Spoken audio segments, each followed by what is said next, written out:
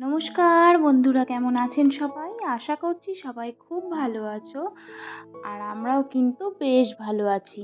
নন্দিনীর শব্দকথা চ্যানেলে আরও একটি ভিডিওতে তোমাদের সবাইকে অনেক অনেক স্বাগত, অনেক অনেক ভালোবাসা। তো এখন বাজছে ঘড়িতে ওই সকাল 7টার মতো। এখন থেকেই তোমাদেরকে সাথে নিয়ে আমি আমার আজকের ভিডিওটি শুরু করছি। আশা করছি ভিডিওটি তোমাদের ভালো লাগবে। যদি ভালো লেগে থাকে তাহলে অবশ্যই একটি লাইক এবং কমেন্ট করে আমার পাশে থেকো। তো দেখো বন্ধুরা, সকাল সকাল উঠে আমি আমার বাসি কাজগুলো আস্তে আস্তে সেরে নিচ্ছি। আর ওই ঘরটায় আজকে তোমাদের দাদাভাই ঘুমোচ্ছে এখনো। সেই জন্য ভাবলাম যে আগে এই ঘরটাকে পরিষ্কার করে নিই, ততক্ষণে তোমাদের দাদাভাই উঠে যাবে, তারপরে এই ঘরটা পরিষ্কার করব। তো ওই ঘরটা ভীষণ অগোছালো হয়েছিল। আগের দিন রাতে সাম্য পড়াশুনো করেছে, আর বাচ্চা মানুষ তো খুব একটা না, মানে একটু আলসেমি আলসেমি। বলছিলাম যে বইগুলো গুছিয়ে রেখো, গুছিয়ে আর রাখিনি, জানো তো। তো যাই হোক, বাচ্চা মানুষ তো ওই যে সমস্ত বইগুলো ভালো করে গুছিয়ে রেখে তারপরে বিছানাটাকে ভালো করে গুছিয়ে নিলাম। গুছিয়ে নিয়ে তারপরে চলে এসেছি এই ঘরে। দেখছি দেখছি তোমাদের দাদাভাই উঠে পড়েছে। উঠে ও হাঁটতেও চলে গেছে, জানো তো। আমি এতটাই কাজের মধ্যে মগ্ন ছিলাম, আমি বুঝতেই পারিনি কখন চলে গেছে। তো যাই হোক, তারপরে এই যে এই ঘরের বিছানাটাকেও তুলে দিলাম। বিছানা তুলে দিয়ে যে এই দিক থেকে জানালাটা খোলা হয়েছিল না, সেই জন্য এই দিক থেকে জানালাটা ভালো করে খুলে দিলাম। আর দেখো বন্ধুরা, আজকে কিন্তু সকাল থেকেই হালকা হালকা রোদ উঠেছে। মানে এই যে 7টার দিকে এই সময়টা রোদ উঠেছিল, জানো তো। ও মা, তারপরে 8টা 9টার দিকে দেখছি ভীষণ মেঘ করেছে, মনে হচ্ছে বৃষ্টি আসবে। মানে স্নান টান করে জামা কাপড়গুলো মেলবো, সেই সময়টায় দেখি ভীষণই মেঘ করেছে। তো সেই ভয়ে তখন আর জামা কাপড়গুলো না মেলতে যাইনি, জানো, রেখে দিয়েছি যে পরে যাব। তো দেখো, সমস্ত কাজ সেরে আমি একদম স্নান করে চলে এসেছি ঠাকুর ঘরে। এই যে আমার ঠাকুর ঘরটা দেখো, ছোট্ট ঠাকুর ঘর, আমি আমার নিজের মনের মতো করে সাজিয়েছি। আমার গপু সোনা এখানেই বিরাজ করেন। আর এই যে আমাদের বাবা লোকনাথ আর বাবা ভোলানাথের ছবি রেখেছি। তো সব মিলিয়ে ঠাকুর ঘরটা তোমাদের কেমন লাগলো অবশ্যই জানিও। তো এই যে আমার ঠাকুর ঘরে সমস্ত পুজো দিয়ে তারপরে কিন্তু চলে এসেছি একদম নিচে, জানো তো। আজকেও একটু তাড়াহুড়ো রয়েছে, কারণ কি বলতো, একে তো ছেলের স্কুল আছে, সেই একটা তাড়াহুড়ো থেকেই যায়। তারপরে আজকে আবার ভেবেছি একটু পার্লারে যাবো, বুঝলে তো। তো সেই জন্য একটু তাড়াতাড়ি করে রান্না বান্নাগুলো সারছি।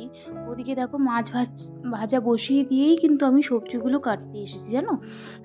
মানে এত তাড়াহুড়ো করছি, তো মাছগুলো একটু হিটটা কমিয়ে দিয়ে হালকা হিটে ভাজছি, আর এদিকে সবজিগুলো কেটে নিচ্ছি। আর তোমরা তো জানোই যে আমাদের রেগুলারই যেগুলো রান্না বান্না হয়, খুবই নর্মাল রান্না বান্না কিন্তু করি, খুবই সিম্পল রান্না বান্না।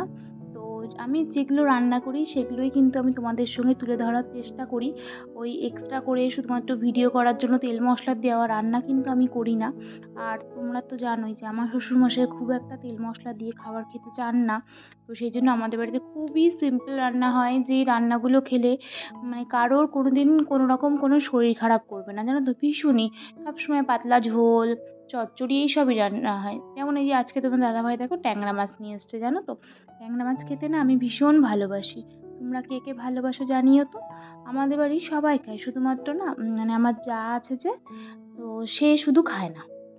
তো যাই হোক, ওদিকে সমস্ত মাছগুলো ভেজে দিয়ে একদম মানে তারপরে মাছগুলো ভাজার পরে একদম আমি সবসময় তাই করি, সকালের ওই ভাতটুকু নামিয়ে সেদ্ধগুলো মাখিয়ে আর মাছটা ভেজেই না, আমি যেহেতু আমার ছেলের স্কুল থাকে, আমি ওকে রেডি করাতে চলে আসি, ওকে খাইয়ে দিই, তারপরে ওকে স্নান করাতে।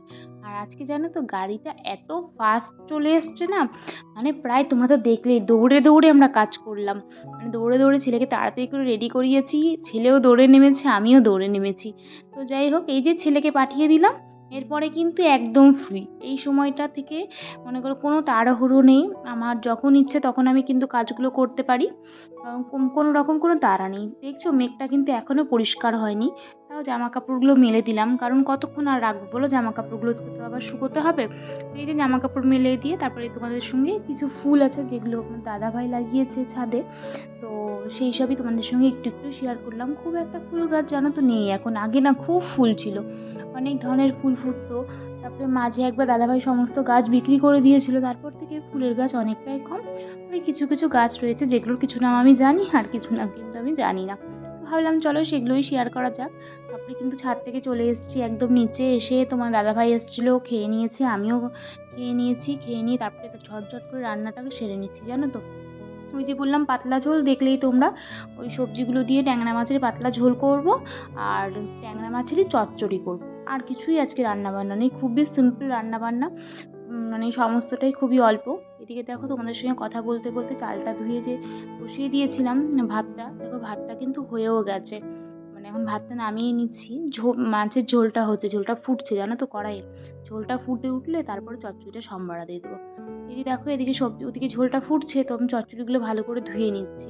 ধুয়ে নিয়ে এই ঝাঁকাটার মধ্যে দিয়ে রাখছি, তাহলে কি বলো তো, ভালো করে না জলটা ঝরিয়ে যাবে, তাই না? আর জল শুদ্ধ দেখবে সবজিগুলো কড়াইয়ের মধ্যে দিলে পরে না, মানে অনেকটা পরিমাণ জল বেরোয় কড়াইয়ে দেওয়ার সঙ্গে সঙ্গে। আর ঝিঙা পটল এগুলো তো এমনিই মানে সবাই বলে জলা সবজি, মানে এগুলোতে জল অনেকটা পরিমাণ থাকে।